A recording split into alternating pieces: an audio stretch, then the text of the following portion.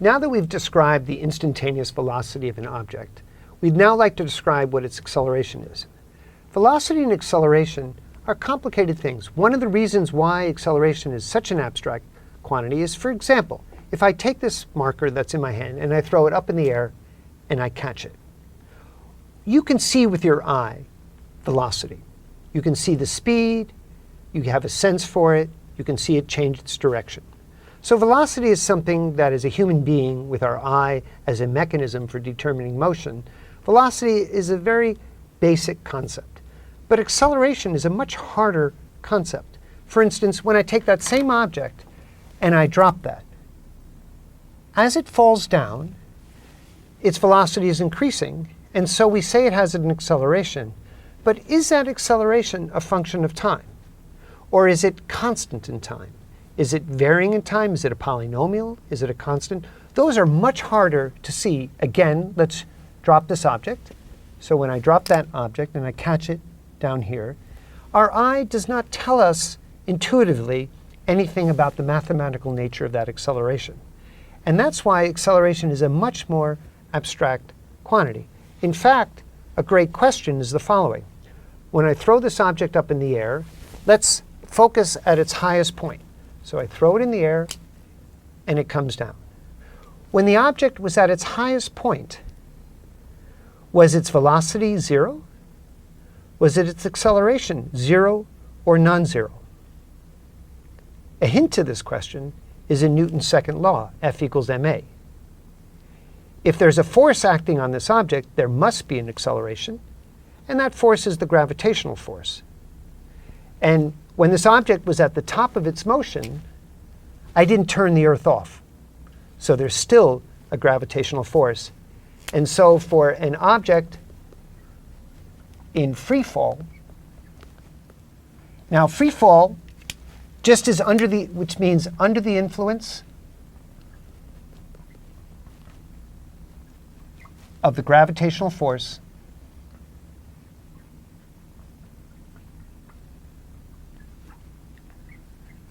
we can conclude from Newton's second law that the gravitational force, ma, so this gravitational force is non-zero, and so therefore the acceleration is also non-zero. So once again, as I throw this object up in the air, nobody turned gravity off, we're not in empty space, and near the surface of the Earth, the gravitational force is not zero, the acceleration is not zero. So throughout this motion, this object is accelerating. I choose this example to show you that acceleration is a very abstract concept, and now our goal is to figure out how to mathematically define acceleration in terms of our velocity.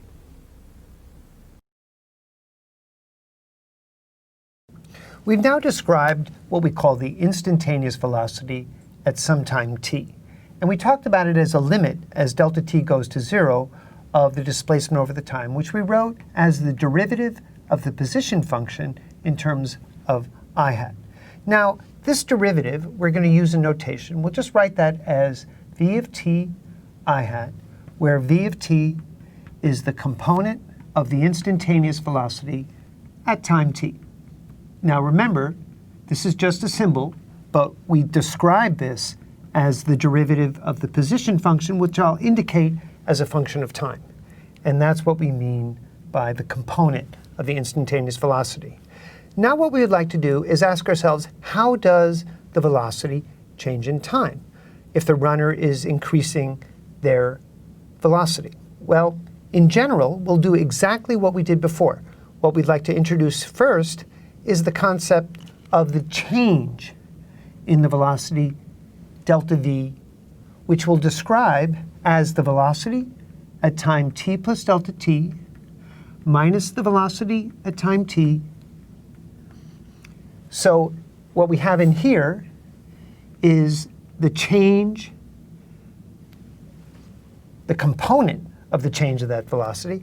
And this quantity is how the velocity changed in a time interval between t and t plus delta t. Remember, this is very specifically for this time interval.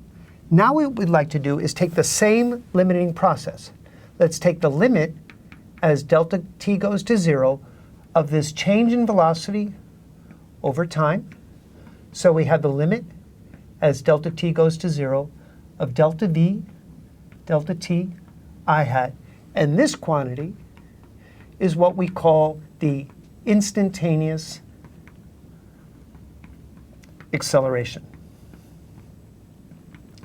Now, as before, what we're doing is we're plotting the component of the velocity as a function of time. Let's just say, again, that we have some unusual function. I'll just draw it like this. And here's the picture at time t. Here's the picture at time t plus delta t. This change, delta v over delta t, this is v at t. Up here, this is what we mean by, let's just remember we're plotting the velocity as a function of time, v of t plus delta t. And this quantity here, which is delta v over delta t, again, we can even call, as we said before, we can call this average acceleration. But what we're interested in is as we take the limit as delta t goes to 0, then the slope changes, you can see.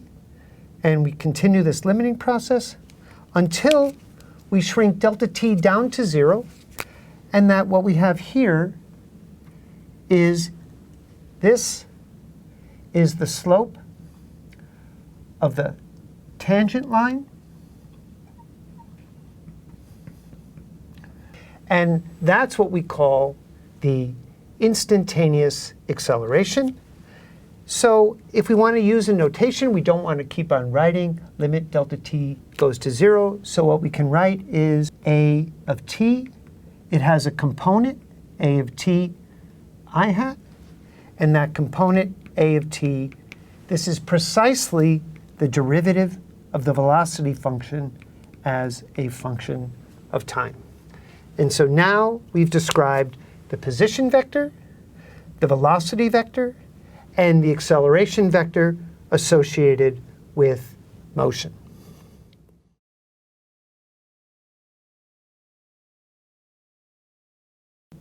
Let's consider a very simple example of a runner in which our position function, x of t, is given as a quadratic function in time. It will be a constant, b times t squared. Here, b is a constant. Now, it's always important in SI units to consider what the units of this constant is. Because the position function is measured in meters and time is measured in seconds, b is a constant and it has units of meters per second squared. And there's an example of a runner.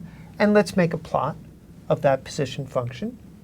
So we're going to plot x of t as a function of time. B here, let's make b a positive constant. And so our function looks something like that. Now, the velocity, component of the velocity, remember v of t is given by dx dt of this function. And the derivative of a polynomial t squared is very simple. That's just simply 2b times t. Again, let's look at our units. Because b has the units of meters per second squared, and we're multiplying that by second, we have the units of velocity in SI units as meters per second. Now, let's plot that function. Notice this is a linear function. And so if I plotted underneath here the velocity as a function of time, it starts off with a 0 slope. Remember, we're looking, our velocity at any given time corresponds to the slope of the tangent line to the position function. And you can see that slope is increasing. Now, you wouldn't know from this graph, but if you did plot t squared, it's increasing linearly. And so our velocity function, the initial slope is 0 at t equals 0, and it's increasing linearly in time. So we'll just draw that as some linear function. And the slope here of this function will be now the acceleration. So a of t is the derivative of the component of the velocity function as a function of time. And this derivative is quite easy. It's just simply 2b. Now notice those have the units of meters per second squared, which are units for acceleration. When we again look at the slope, notice that at every single point, the slope of the velocity as a function of time is a constant. The slope here is just equal to 2b. And so now, if we plotted our acceleration function, we have this point, 2b, and every single point has the same value of acceleration. So here, the acceleration is an example of constant acceleration. And this is our simplest case. Notice we started with a position function. We differentiate to get the component of the velocity and to get the component of the acceleration. So this is a very simple model for a runner who's increasing speed linearly, accelerating at a constant